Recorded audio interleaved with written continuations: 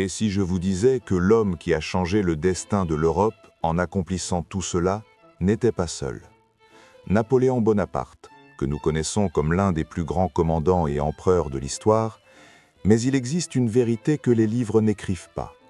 On disait qu'une autre entité se cachait derrière ses succès incroyables, et le nom de cette entité spirituelle était l'Homme Rouge. Ce n'est pas qu'une simple légende, car les hommes les plus proches de Napoléon, les généraux en qui il avait confiance et les serviteurs du palais ont parlé pendant des années de cette entité mystérieuse avec prudence et terreur, l'ont écrit dans leurs journaux, ont mentionné cette entité spirituelle dans des lettres secrètes. Mais ces secrets ont été cachés aux gens pendant des siècles.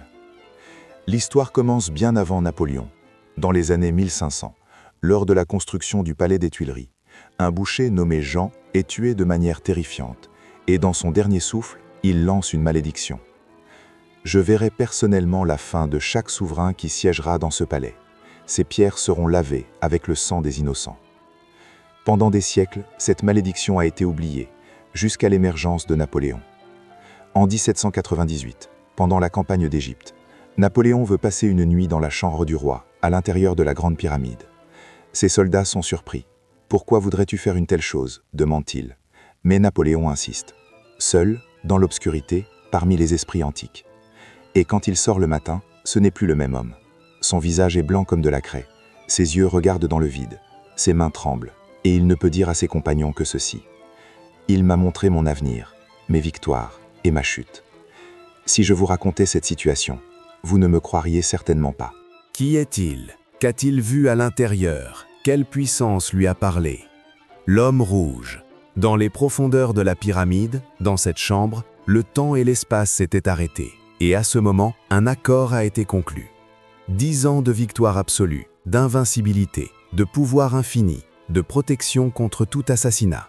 La capacité de voir à l'avance les plans de ses ennemis, mais avec 3 conditions strictes. Ne pas déclencher de guerre d'agression injuste, faire la paix avec l'Angleterre pour la tranquillité de l'Europe, et surtout, ne jamais mettre le pied en Russie, le cimetière de l'histoire. Après cet accord, Napoléon change, comme s'il se transformait en quelqu'un d'autre. À Austerlitz, il sait exactement où l'armée ennemie va s'effondrer. À Iéna, des tactiques apparemment impossibles réussissent. À Marengo et Ulm, il n'y a pas de bataille qu'il ne puisse gagner. Comme s'il voyait le champ de bataille d'en haut, depuis les yeux d'un dieu. Chaque mouvement calculé au millimètre, chaque décision au-delà du génie. Ses généraux le regardent avec admiration.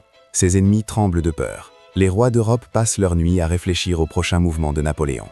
Mais des choses étranges se passent au palais. Les serviteurs racontent. Napoléon discute avec quelqu'un dans des pièces vides. Personne n'est là. Mais il crie « J'ai besoin de plus de temps. Tu ne peux pas m'abandonner maintenant. Je ne peux pas laisser mon étoile s'éteindre alors que l'Europe est sous mes pieds. » Son valet le plus fidèle Constant et son secrétaire particulier Bourrienne enregistrent ces scènes dans leur propre mémoire, écrivant que Napoléon discutait pendant des heures au milieu de la nuit avec une entité de petite taille en cape rouge, parfois en jurant, parfois en suppliant. Lors de la cérémonie de couronnement glorieuse de 1804, alors que tous les rois d'Europe regardaient en tremblant, Napoléon regarde dans le miroir, mais il n'y a pas son propre visage dans le reflet. Il voit une ombre en flamme, et cette ombre murmure « Tu places ta couronne toi-même, mais ton orgueil te détruira. Cette couronne sera un feu ardent sur ta tête. » Et cet événement se répand dans le palais comme un murmure de terreur. En 1809, au moment le plus sanglant de la bataille de Wagram, alors que des boulets de canon explosent juste à côté de son cheval, Napoléon regarde sa carte sans broncher. D'où vient ce courage effrayant? De sa croyance inébranlable, pathologique, que son étoile ne s'éteindra pas. Mais avec le temps, quelque chose commence à changer. Son orgueil grandit. Son désir de gouverner les masses augmente. Son ambition de passer dans l'histoire comme l'empereur des empereurs étouffe les avertissements que l'homme rouge lui murmurait. L'année 1812 arrive. Napoléon est déjà le maître de l'Europe. Mais ses yeux ne sont pas satisfaits. Il veut aussi la Russie. Il tend la main vers le fruit défendu. Et sur les rives du Niémen, alors qu'il attend avec sa gigantesque armée de 600 000 hommes, un dernier avertissement arrive. Dans sa tente, les bougies brûlent en tremblant. Les ombres dansent sur les murs, et l'homme rouge apparaît une dernière fois. Si tu traverses cette rivière, le soleil se couchera pour toujours. Les neiges seront un immense linceul pour toi et ton armée. Tu ne me trouveras plus à tes côtés. Mais Napoléon n'écoute pas. Au sommet de son orgueil, il repousse cet avertissement du revers de la main. Je suis le maître de l'Europe. Même l'hiver s'inclinera devant moi, dit-il, et traverse la rivière. Dès ce moment, tout change, car le bouclier de protection cosmique se brise comme du verre. La grande armée de 600 000 soldats, la plus grande force de guerre que l'histoire ait vue, dans les tempêtes de neige infinies de la Russie, dans son froid glacial, dans ses steppes infinies, des milliers meurent gelés, brisés par la faim, détruits par la maladie. L'armée se transforme en une horde de fantômes, en un tas d'os, et Napoléon ne sent plus l'homme rouge à ses côtés. Son protecteur est parti. Il l'observe seulement de loin, silencieusement, avec une expression moqueuse et souriante, observant chacun de ses faux pas, chacune de ses mauvaises décisions. Le retour est un cauchemar. L'incendie de Moscou, la faim, le froid, le désespoir. Une armée gigantesque presque complètement détruite. En 1814, les armées alliées sont aux portes de Paris. Le peuple est au bord de la révolte. Le palais des Tuileries est assiégé, et dans les couloirs sombres du palais, une dernière fois encore, cette silhouette rouge apparaît, entre dans la chambre privée de l'empereur et dit d'une voix froide. « Ton temps est écoulé, Napoléon. Le sceau est brisé. Ton étoile a glissé. Et maintenant tout est fini. Tu n'es plus qu'un mortel. » Et quelques jours plus tard, Napoléon perd tout et est exilé sur l'île d'Elbe comme un petit prisonnier.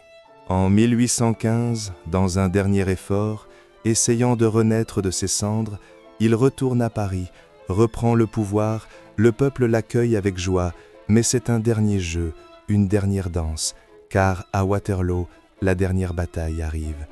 La nuit avant Waterloo, dans sa tente, regardant ses cartes avec des mains tremblantes, cette ombre familière apparaît à nouveau à ses côtés. Mais cette fois, ce ne sont pas des tactiques de victoire géniale, mais le souffle froid de la destruction absolue, de la mort et de l'oubli qu'elle murmure à l'oreille de l'empereur. Sur les terres boueuses de Waterloo, transformées en mares de sang, son armée est mise en déroute. La vieille garde recule pour la première fois de leur vie. Napoléon regarde désespérément vers le ciel, ne cherche pas son étoile, car il sait qu'elle n'est plus là, éteinte pour toujours derrière les nuages sombres. L'île de Sainte-Hélène, au milieu de l'océan Atlantique, un lieu d'exil humide, venteux, désolé, c'est la dernière étape de Napoléon. Le 5 mai 1821, sur son lit de mort, dans l'odeur d'arsenic empoisonné qui s'échappe des papiers peints verts, il délire. « Mon étoile m'a abandonné. L'homme rouge ne vient plus. Joséphine, l'armée, la France, et puis le silence éternel.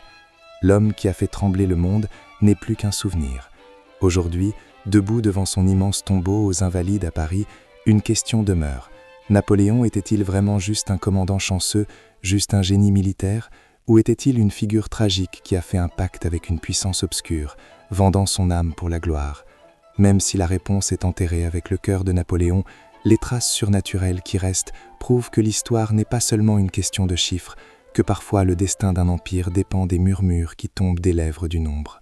On dit que chaque matin du 15 août, une ombre rouge se promène dans les vieilles rues de Paris. Peut-être que l'homme rouge attend encore quelque part pour chercher un nouvel élu, pour réécrire l'histoire, pour secouer le monde. Et vous, qu'en pensez-vous? Le succès de Napoléon n'était-il que son génie ou autre chose? Retrouvons-nous dans les commentaires, car cette histoire n'est peut-être pas encore terminée.